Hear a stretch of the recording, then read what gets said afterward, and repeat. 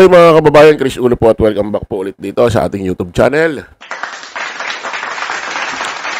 Okay, nako ito mga kababayan, update lang ho tayo dyan sa may kaganapan. Dyan ho sa may probinsya ho ng Cebu na kung saan ay nakaranas ho ng malakas ho ng pagyanig ho ng lindol. Umabot ho yan ng 6.9 no? At marami hong naitatalang aftershock. According ho sa PBOX. Update ho tayo mga kababayan para aware naman ho yung ating mga kababayan na kung ano na ho ang ginagawa ng Administrasyong Marcos, itong ating gobyerno. Alam naman ho natin, itong si Pangulong Bongbong ay talagang kumilos ho agad itong ating presidente. At meron hong siyang mga kaanib, tulad ho itong ginagawa rin ho ng PCSO. Mga kababayan, palakpakan ho natin itong PCSO, pati ho ito si General Manager Mel Robles. Ay, nagsanib pwersa na talaga talagang todo na ito. Nasa atin po na Quezon na ang aid caravan na maghahatid ng tulong sa mga pamilyang naapektuhan ng magnitude 6.9 na lindol sa Cebu at Bagyo sa Masbate. As of 3:30 PM, October 5, 2025. Malamang yan, nandiyan na ngayon yan. Talagang namamahagi na ho ng kanilang mga tulong. Mahigit 18,000 charity packs, 4,000 evacuation kits. Dami. At 600 medicine boxes para sa mga apektado ng lindol at Bagyo. Ang daladala ng convoy ng aid caravan. Katuwang ng PCSO, ang MMDA at LRTA sa nasabing aid caravan. Ayan mga kababayan, palakpakan ho natin itong mga ito. Ito naman kasi itong PCSO, hindi ho ito pinopondohan ng gobyerno, Pribado ho ang kita niyan, mga kababayan. Dapat itong si General Manager Mel Robles, kapag hindi na manager ito ng PCSO, dapat tumakbo ho ito ng kahit anong posisyon sa gobyerno, or dapat humawak ho ng isang ahensya ng gobyerno bilang kalihim, Magaling itong matulungin ito si Mel Robles, ayan mga kababayan, sigurado itong mga DD shit, wala pa rin mangyayari rito, mga kababayan. Talagang, anyway, hindi na ho tinitingnan ng ating Pangulo yan. Ang importante, makatulong. Ay, sigurado may mga DD shit din naman dyan, di ba? Na naapektuhan din, malamang naapektuhan ho ng malakas na lindol. Siyempre, sa paggaganitong kaganapan, wala na hong kulay-kulay ito. Hindi na ho natin dapat silang tawanan or yakapin natin, mga kababayan, kahit may mga DDS dyan na naapektuhan. Siyempre, tutulungan ho ng ating presidente yan, Kaya yung mga taga-Cebu dyan, na halimbawa, may mga taga-subaybay ho nila Duterte, Especially ito ni Tililing tuloy, sorry po, ni VP Inday Sara Duterte. Magising na kayo, andyan ho ang ating Pangulong Ferdinand Marcos Jr. na kung saan ay handang alalayan kayo hanggang sa makabawi kayo, mga kababayan. Punta muna tayo sa ibang balita, mga kababayan, kasi ito hong si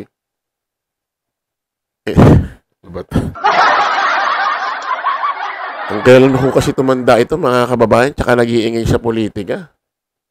Kung ako ang matanda na, tapos hindi na ako politiko, siguro, i-chill ko na lang ang buhay ko, ang sarili ko.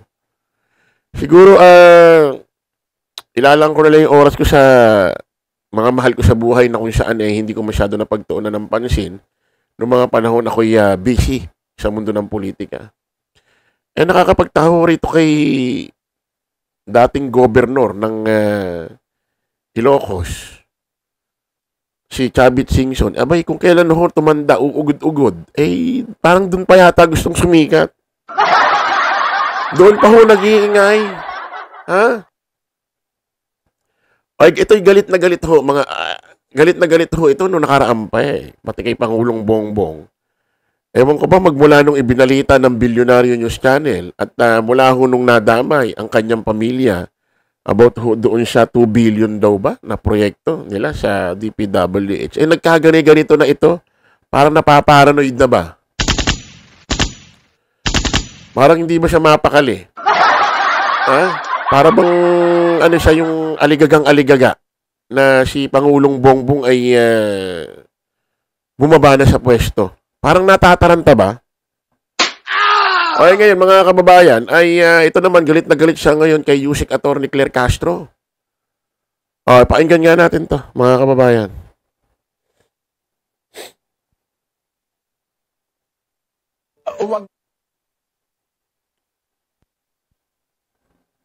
Magandang oras po sa inyo lahat. Lahat na nakikinig sa akin. Meron na akong gustong sagutin ang bato ng Malacanang. Noong nagpunta ako sa Roma, binato ako ng katakot-takot na... Sir Chabit, sabi mo, sasagutin mo lang yung bato ng Malacanang. Sasagutin mo lang yung sinabi ni Yusek Attorney Claire Castro. Huwag mo kalilimutan, although sinasagot mo, although sasagot ka ngayon sa sinabi ni Yusek Attorney Claire Castro, huwag mo kalilimutan, sumasagot lang din si Yusek Attorney Claire Castro dun sa mga reporter, dun sa kaharap niya, dun sa studio, na kung saan yung tinatanong ng mga reporter, yung bato mo rin sa administrasyon. Ikaw ang unang nagdadadakdak, ikaw ang unang naninira.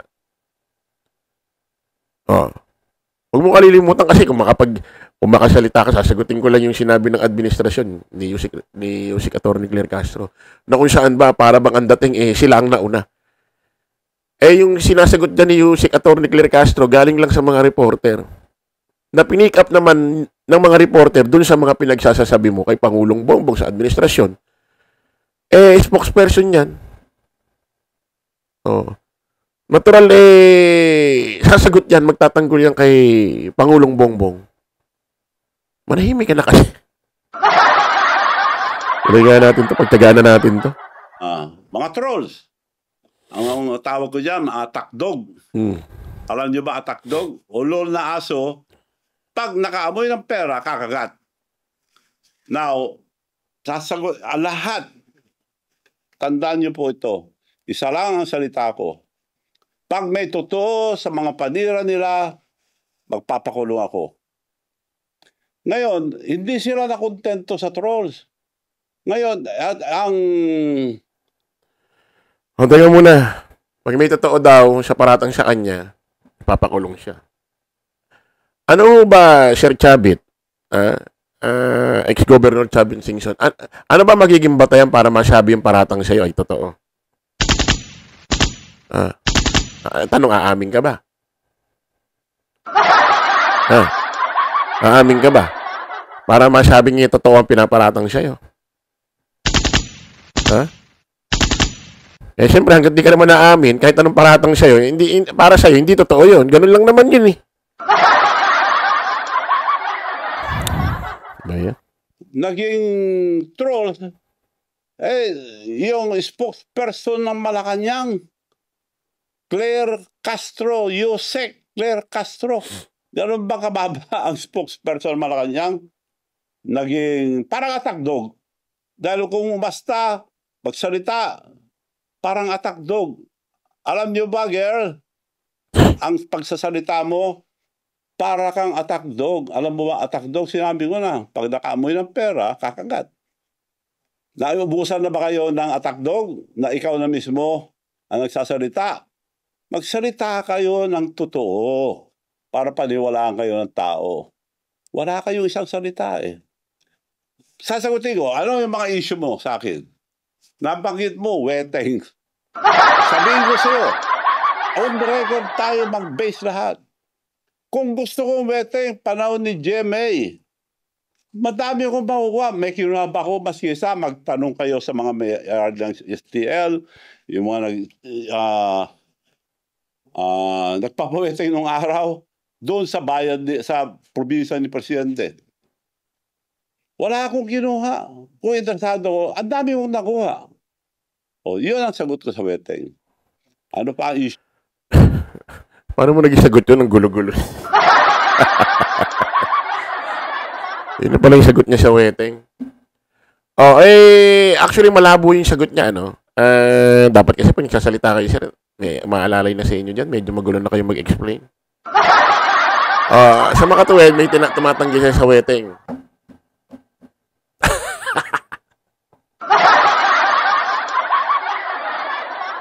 Tayo ba naman nagagagawan pa?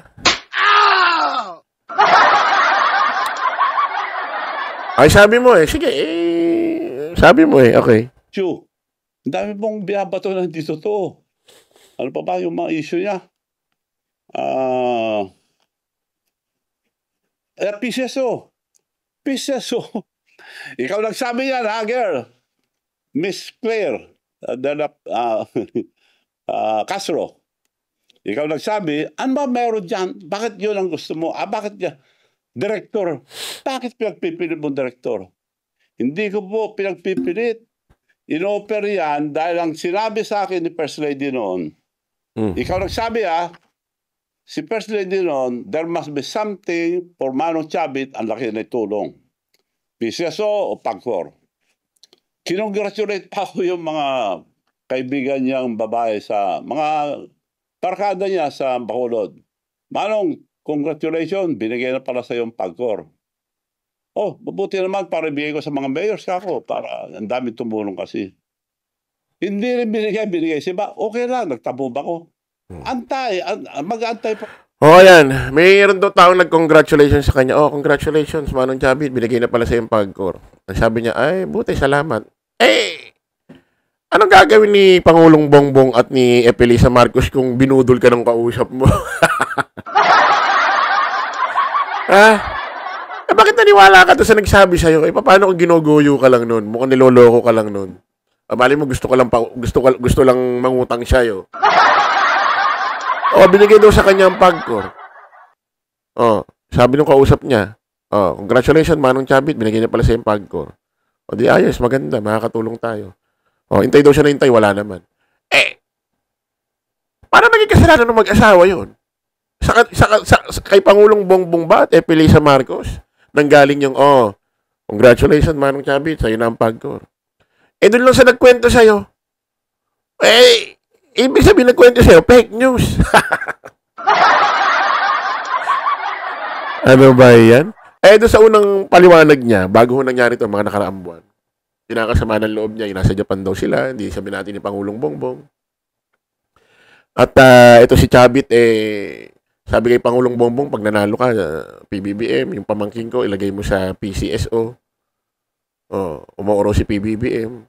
Pero hindi nangyari. Pero, bukod daw dyan, mga kababayan, marami na raw na-appoint si Pangulong Bongbong sa iba't ibang ahensya ng gobyerno na kamag-anak niya.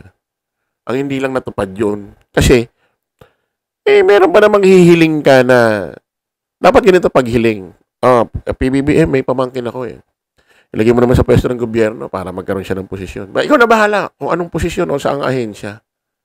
Di ba dapat ganun kung gusto mo humiling? Pero yung mahihiling ka, sasabihin mo yung ahensya ng gobyerno, hindi ka nanghihiling, sir. Hindi ka humihiling. Nagdidikta ka, sir. Nagdidikta ka. Kung gusto mong i-appoint yung kamag-anak mo, Mr. President, baka naman pwede natin pagbigyan yung kamag-anak ko, ilagay mo sa ahensya ng gobyerno. Bahala ka no sa ahensya, sa pwesto. Yon, humihiling ka. Pero pati pwesto, pati ahensya, babanggitin mo na gusto mo, doon siya, at yun ang kanyang posisyon, hindi ka nagre-request, ha? Sir, nagdidikta ka niyan. Intindihan mo? Diyan nagka-leche-leche yung utak mo, Ako, antay. Kung hindi, PAGCOR, PCSO, wala rin. Ito na. Nagtampo ba ako? Hindi. Antay pa rin ako. Pinag-antay ako. Antay pa rin. Pumunta sa bahay ko si Milyonarong Robles. Chairman ngayon ng PCSO. Milyonaryo na raw. Kaya tawag ko dyan, Milyonarong Robles. Pumunta sa bahay. O Manong, gusto kitang tulungan, ganito. Ibibigay ko sa iyo ang, magantay ka lang, antay. Oo, bibigay ko sa iyo ang Laguna at Batangas. Salamat naman para maibigay ko sa mga mayors na tumulong. Nung ibibigay na, tapos na antayin mo lang na matapos ang kontrata, nung tapos na, kinausap ako. Kailangan kausapin mo sa taas. Bakit? May instruction sa taas na bibigay sa iba. So, sino? Yun daw, doktor niya at saka meron pa. Hindi ko nasasabihin yung iba. Ayan mga kababayan. Diyan natin tapusin kasi yung iba na, malapit na matapos to, yung iba naman na wasting time lang, wala namang kwenta. Una sabi niya, may kumausap sa kanya, Manong Chabit, congratulations, binigay na pala sa iyo ang PCSO or PAGCOR. May nagsabi lang sa kanya, hindi niya pa sinabi ko anong pangalan eh.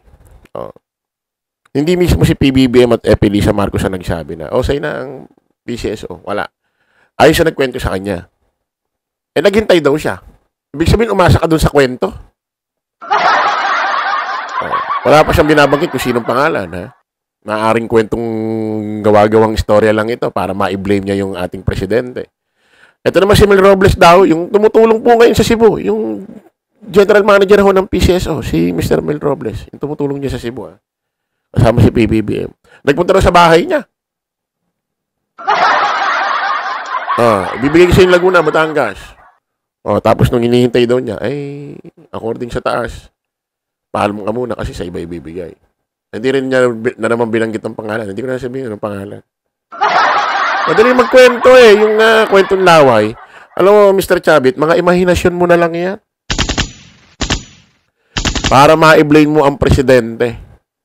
Si Pangulong Bongbong Marcos. Tawag niya naman dito ngayon kay Yusek Atty. Claire at attack dog. Grabe ka. Ang ganda naman attack dog niyan. Siyempre, si Yusek Atty. Claire, pagtatanggol niya ang presidente. Tinatanong siya ng reporter. Ayon sa mga pinipikap nilang panira ni Chabit kay PBBM sa administrasyon, sasagot ngayon to si Atty. Claire.